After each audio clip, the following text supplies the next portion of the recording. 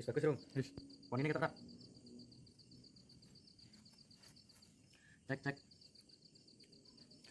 Assalamualaikum warahmatullahi wabarakatuh. Perkenalkan, nama saya Yumna Mutiara Sasi, kelas 10 IPS 1 SMA ITI Ihsanul Fikri. Ya, SMA ITI Ihsanul Fikri. Asal rumah Salatiga Sinoman, RT 10 RW 8, Jawa Tengah, Indonesia Raya. Ingat Bu, salam buat Ihsanul Fikri, semoga kedepannya bisa lebih baik lagi, bisa membimbing anak-anaknya jauh lebih baik, jauh lebih berprestasi, dan menjadi yang terpenting mendapat akhlak yang terbaik, akhlak yang bisa mumpuni lah. Amin amin amin.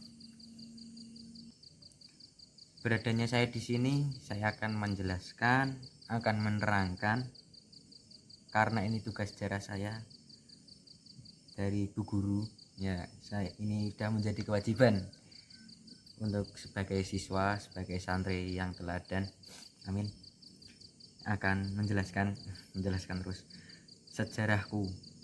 Rangkuman sejarah Kerajaan Medang Kamulan. Medang Kamulan pada hakikatnya merupakan kelanjutan dari Kerajaan Mataram kuno. Meskipun sebenarnya penguasa di kerajaan ini bukan Wangsa atau dinasti yang memerintahkan di Mataram kuno. Kerajaan Medang Kamulan adalah kerajaan di Jawa Timur. Pada abad ke-10, kerajaan ini merupakan kelanjutan dinasti Senjaya atau kerajaan Mataram kuno di Jawa Tengah. Perhatikan, yang memindahkan pusat kerajaan dari Jawa Tengah ke Jawa Timur. Mpu Sindok adalah pendiri kerajaan ini, sekaligus pendiri dinasti dinasti Isyana yang merupakan raja-raja Medang. Dinasti Isyana memerintahkan selama 1 abad sejak tahun 929 Masehi. Pemindahan pusat kerajaan tersebut diduga dilatar belakangi karena letusan Gunung Merapi. Kemudian Raja Mataram kuno Mpu Sindok pada tahun 929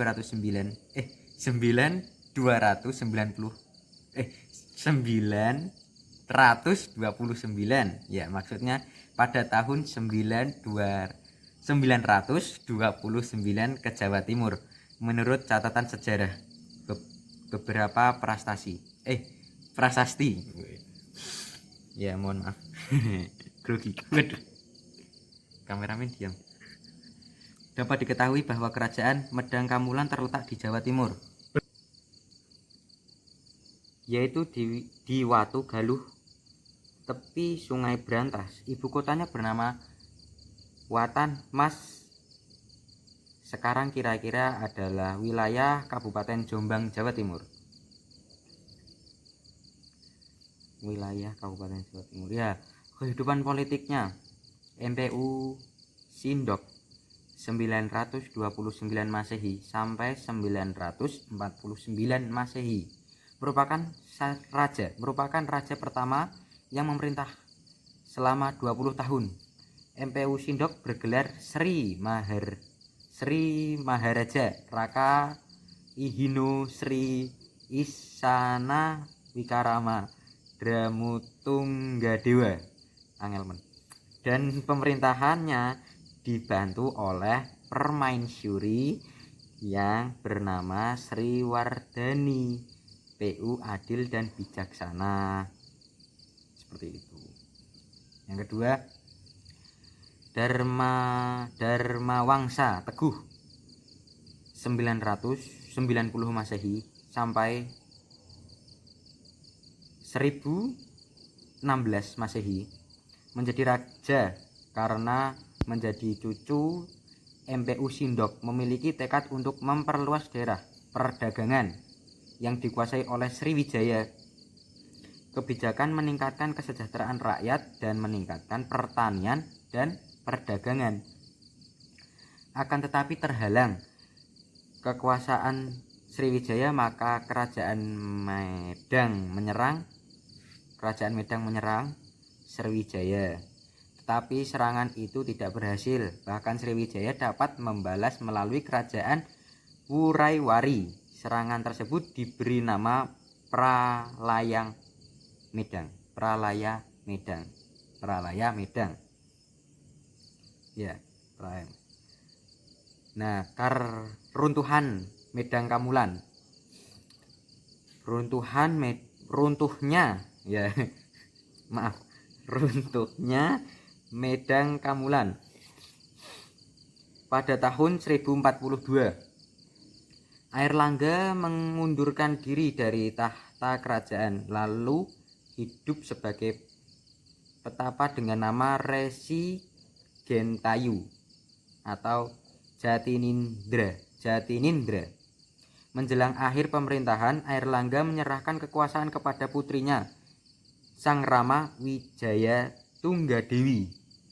Namun putrinya lebih memilih untuk menjadi seorang petapa dengan nama Ratu Giriputri. Dan tahta beralih kedua putra Airlangga yang lahir dari seorang selir. Dari lahir seorang selir. Kehidupan ekonomi MPU Sindok memerintahkan dengan bijaksana. Dilihat dari usaha yang ia lakukan, seperti banyak membangun bendungan dan kebijakan yang lainnya. Dharma Wangsa yakni dengan meningkatkan perdagangan dan pertanian rakyat. Begitu pula pada masa pemerintahan Airlangga, ia berusaha memperbaiki pelabuhan Hujung Galuh di muara Sungai Berantas dengan memberi tanggul-tanggul untuk mencegah banjir dan kebijakan lainnya. Kehidupan sosial budaya sekarang. Kehidupan sosial budaya dalam bidang toleransi dan sastra, MPU Sindok mengizinkan penyusunan kitab Sangyang, kitab apa? Kemahayamikan, kitab suci agama Buddha yang pasti. Padahal MPU Sindok sendiri beragama Hindu. Pada masa pemerintahan Airlangga tercipta karya sastra Arjuna Wiwaha yang dikarang oleh MPU Kanwa. Begitu pula seni wayang berkembang dengan baik. Ceritanya diambil dari karya sastra Ramayana dan Mahabharata yang ditulis ulang dan dipadukan dengan budaya Jawa, dan banyak karya sastra yang hilang.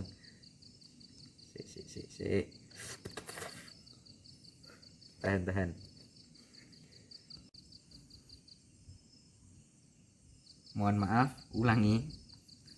Teknis biasa yang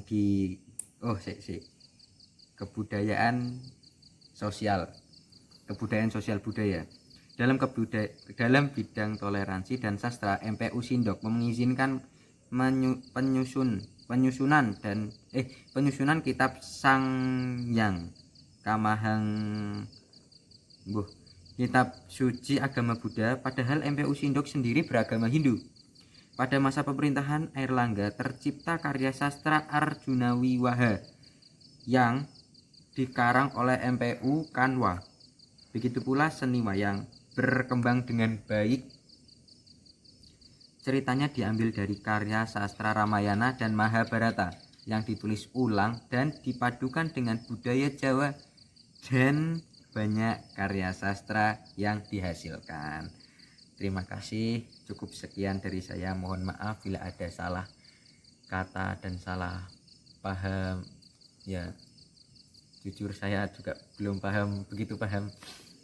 Mohon maaf Bu Guru. Ini karena tugas dari Ibu Guru.